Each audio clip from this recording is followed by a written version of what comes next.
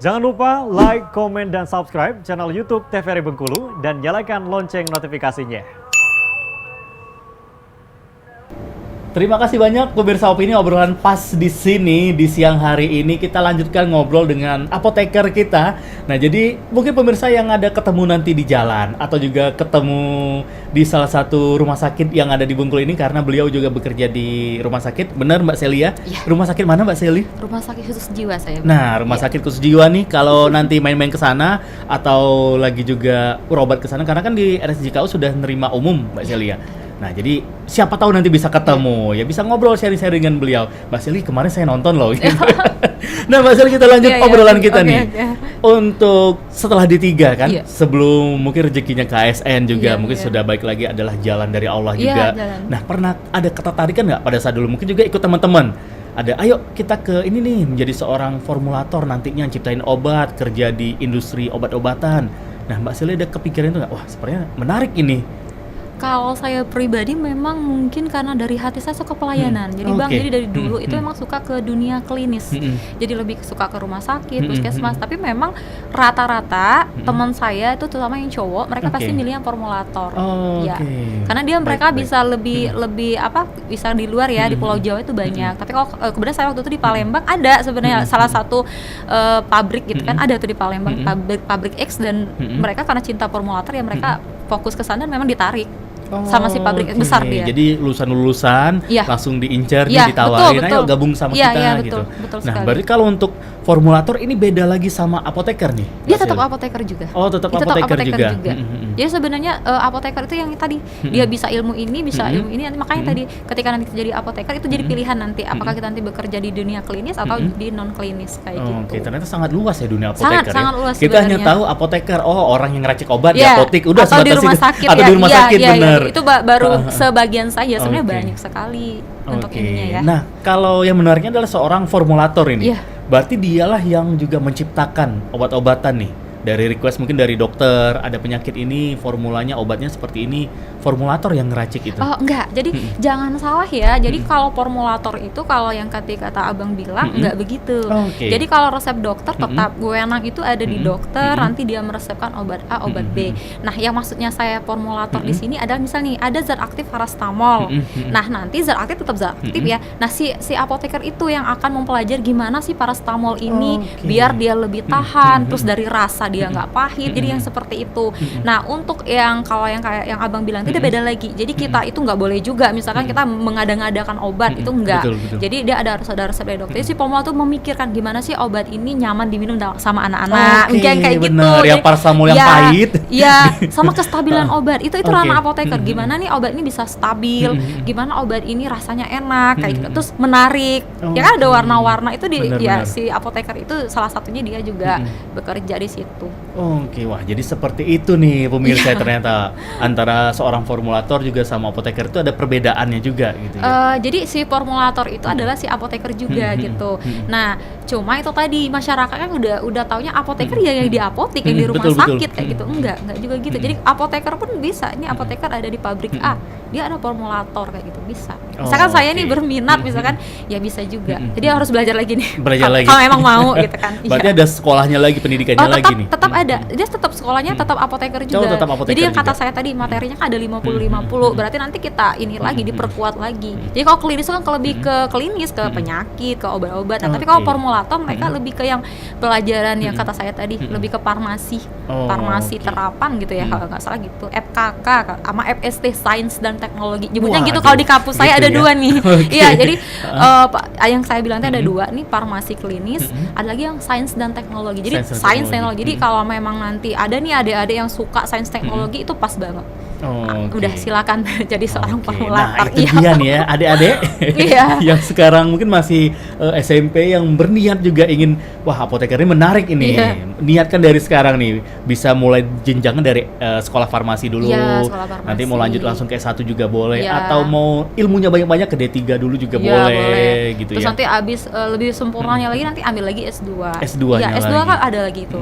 Yang mau yang sains terapan ada, yang klinis ada, gitu banyak dia. Wah, keren ternyata ya. Di dunia apoteker ternyata keren sekali itu. Dan juga kita juga harus mengucapkan terima kasih sama para apoteker-apoteker nih sudah ngeracik obat sesuai dengan penyakit yang diderita si pasien Iya, gitu. sesuai Nah, resep kalau dokter. untuk Mbak Sally sendiri nih, ini kan kurang lebih berapa tahun menjadi seorang apoteker?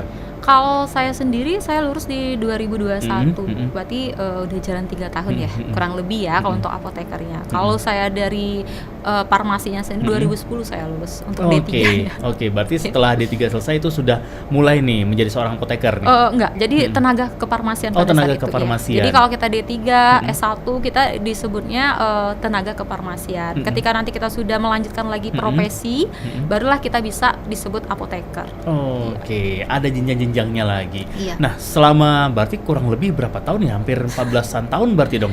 Untuk berkecimpung di farmasinya ya, iya. Kalau untuk ke farmasi udah campur ya dari yang D3 kemudian sampai saya jadi apoteker, iya kurang lebih 14 tahun saya. Nah, untuk di farmasi. selama 14 tahun ini nih Mbak Sally, gimana nih rasanya menjadi seorang apoteker? Pernah ada di titik, waduh, ini saya tiap hari ngelihatnya obat lagi, Iya. resep lagi. Iya. Mungkin manusiawi bisa Iya, kita iya. bilang ya. Mungkin Iya. ada rasa di titik jenuhnya juga ada. Nah, kalau Iya. dari Mbak Sally sendiri gimana nih selama kurang lebih 14 tahun ini? 14 tahun. Sebenarnya kalau saya pribadi bukan mengada-ngada karena saya memang mencintai pekerjaannya, saya suka. Tapi memang mungkin seninya ya kalau kita di apotek itu sepengalaman saya itu kreditnya di jam maghrib, Bang. Oke, ini Iya. oh berarti memang ada jam-jam. Nggak ngerti juga saya dari saya di Palembang di sini di jam maghrib kalau itu ketumpuk, maksudnya resep lagi banyak-banyaknya. Kadang kan jam maghrib itu kan kita sulit, kadang gini mau gimana. Pokoknya Betul. ada jam-jam tertentu gitu. Cuma itu kan cerita di sebaliknya gitu. Sebenarnya Cerita-cerita saya, seru ya. Iya, serusnya ini kenapa ya pada datang resep racikan tapi di jam-jam Pada yang saat di maghrib. Palembang dan di Bengkulu ternyata sama di jam Iya, maghrib iya, selalu rame. biasanya iya. Oke. Waktu itu saya di rumah sakit pun juga seperti itu di antara jam 5 ke jam 6 itu ya mungkin itu seninya aja sih, Bang. Oke, Iya kalau sih. kita lihat mungkin juga pada saat jam praktek dokter Iya, mulai iya. buka jam 4 Iya, gitu Mbak betul, Sally ya. betul. Iya, betul sekali. Mungkin salah satunya itu sih. Sebenarnya itu cuman cerita lucu aja sih kalau ditanya ke saya. Cuman kalau selama 14 tahun karena saya memang mencintai pekerjaan ini, saya suka gitu. Suka aja Oke. gitu. Berarti ini jadi cerita seru pada saat begitu ke bagian shift sore gitu Iya, ya. Wah, shift sekali. sore ini gitu. Siap-siap sibuk. Iya, sebenarnya oke-oke aja sih, tapi kadang lucu. Kenapa ya kalau di jam maghrib itu nggak yang di Palembang gitu, waktu itu ya di sini ya seperti benar kata si Abang. Emang jam praktek wajar sih, Bang, betul. benar. Oke. Iya, cerita lucu aja ya. Cerita. Berarti kalau untuk apotekernya juga ada seperti Mbak Sally kan juga di rumah sakit Iya. bekerjanya. Ada juga shift malam gitu. Kebenaran kalau untuk di apoteker itu dia ada sistem piket untuk sore malam. Oke. Enggak, maaf, untuk yang sore sesekali, tapi kalau malam enggak. Tapi kita sistemnya tetap 24 jam. Itu sepengalaman saya. Bisa jadi gini ya, jangan disamaratakan. Di setiap daerah tuh berbeda. Oke. Ada juga yang di rumah sakit A, dia bisa apotekernya pagi, siang, sore, malam. Tapi kalau saya bisa menceritakan yang di saya itu biasanya memang kita di shift pagi. Tetapi yang namanya apoteker sebagai penanggung jawab itu HP-nya standby. Oke. Harus standby karena kan Oke. nanti kita ditelepon ini benar nggak atau itu ya kayak gitu. Oke, jadi walaupun hanya 2 shift kalau untuk Mbak Sally di Bengkulu Iya. ini, tapi tidak menutup kemungkinan nih tengah malam toto ditelepon. Itu kejadian juga memang kayak gitu Oke. pengalaman saya, iya. Jadi Berarti- ada konfirmasi kayak gitu. Berarti calon-calon suami seorang apoteker harus siap siaga nih ya. Kalau tiba-tiba sang istri ditelepon tengah malam, siapa yang nelpon? Oke. Kadang mau tidak mau ya karena ya tanggung jawab lagi. Nanti ada kita dibantu juga sama tim tenaga kefarmasian. Tapi kan memang harus kita juga tetap sebagai penanggung jawab memang. Oke. Itu sepengalaman saya. Tapi sekali lagi ya Kak, tidak untuk kemungkinan di tempat lain itu ada juga apotekernya dia sore malam. Tergantung juga ketenagaan. Oke, Beda-beda tergantung ya. kebutuhan juga dari Iya. rumah sakit tersebut gitu Iya. ya. Seperti di kota besar misalnya saja di Palembang lah kan Iya. kota besar nih. Iya, itu Berarti ada. ada juga Iya, yang teman rumah sakit saya. apoteker yang memang 24 jam Ya, dibutuhkan. nanti dia gitu. diatur-atur aja 3 shift itu ada juga. Ada yang 2 Oke. ada, yang 1 pun juga ada. Oke, nah kita balik ngobrol tentang profesi apoteker. Kalau di dapurnya apoteker sendiri nih Mbak Sally, Iya. ada jenjang-jenjang nggak? Misal tadi kan kita sudah bahas tadi ada asisten juga. Iya. Nah, ada jenjang-jenjang seperti apa nih kalau di apoteker dunia kefarmasian ini? Jenjang dalam hal pendidikan Dalam kah? pekerjaannya, Apa tanggung iya. jawab pekerjaannya. Iya, baik. Jadi begini ya, untuk tenaga teknis kefarmasian tentu saja ada teknis di teknisnya. Tapi tidak untuk kemungkinan apoteker juga ya, untuk melakukan itu. Nah, sedangkan apoteker itu mencangkup seluruh. Jadi dia untuk lebih ke manajemen, dia sebagai controlling, kemudian dia sebagai supervisi juga, supervisor juga. Jadi tapi bukan berarti ketika kita jadi apoteker terus kita tidak mengerjakan yang teknis. Jadi yang teknis itu yang kata saya tadi, dia ada batasan, kayak ada batasan. Misal ketika untuk penanggung jawab untuk yang lulusan dari D3 atau S1 itu bisa, tapi dia sebatas toko obat gitu ya, toko obat berizin. Tapi ketika dia apoteker ataupun nanti dia di rumah sakit, di klinik, itu harus apoteker jadi penanggung jawab. Jadi kalau yang itu dia lebih ke teknis. Nah, yang kalau yang si apoteker itu ya tadi ke manajemennya juga iya gitu kan, sebagai controlling juga iya. Jadi dari hulu hilir apoteker harus dia bisa nge-handle semua gitu, menjadi penanggung jawab lah, balik lagi dia penanggung jawab. Betul sekali. Jadi kalaupun ada sesuatu terjadi, misalnya yang dicari atau yang ditanya duluan adalah apotekernya. Iya. Jadi kalau misalkan nanti ada apa gitu ya, apoteker yang harus bertanggung jawab. Oke, berarti di sana juga dituntut adalah fokus yang tadi ya.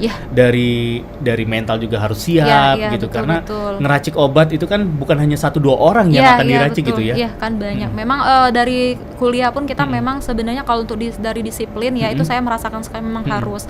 Terutama untuk kita itu memang nggak bisa misalnya kita kerjaan apa itu nggak fokus, bahaya juga karena kan obat rata-rata warnanya sama loh. Betul. Iya kan Bang, kadang iya bahaya juga kan. Iya memang harus kita ini kadang juga kita harus tahu gini Bang, mungkin sharing aja ya.